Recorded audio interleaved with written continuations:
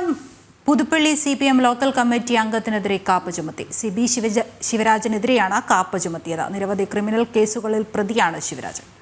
വിവരങ്ങളുമായി നിഷ ദിലീപുണ്ട്. നിഷ, എന്തൊക്കെയാണ് വിശദാംശങ്ങൾ?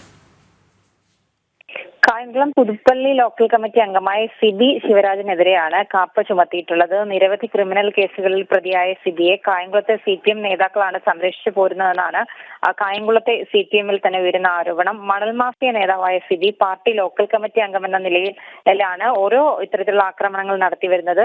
CBയെ പാർട്ടി തന്നെ സംരക്ഷിക്കുന്നുവെന്ന് ആരോപിച്ച് കഴിഞ്ഞ സമ്മേളന കാലയളവിൽ അംഗങ്ങളും അനുഭാവികളും അടക്കം നൂറുകണക്കിന് CPM പ്രവർത്തകർ പാർട്ടി വിട്ടിരുന്നു. മാത്രമല്ല, പുതുപ്പള്ളി ലോക്കൽ കമ്മിറ്റി ഉൾപ്പെടുന്ന ദേവികുളങ്ങര പഞ്ചായത്തിൽ ഇക്കാരണം കൊണ്ട് തന്നെ പാർലമെന്റ് തെരഞ്ഞെടുപ്പിലടക്കം പാർട്ടി 3ാം സ്ഥാനത്തേക്ക് പിന്തള്ളപ്പെട്ടിരുന്നു. മാത്രമല്ല, 5 മാസം മുൻപ് CBയുടെ നേതൃത്വത്തിൽ നടന്ന വടിവാൾ ഉപയോഗിച്ചുള്ള ആക്രമണത്തിൽ പോലീസ് കേസെടുത്തെങ്കിലും ജില്ലാ കമ്മിറ്റി അംഗങ്ങൾ CBയെ സംരക്ഷിക്കുന്നു എന്ന ആരോപണവും ഒക്കെ ഉയർന്നിരുന്നു.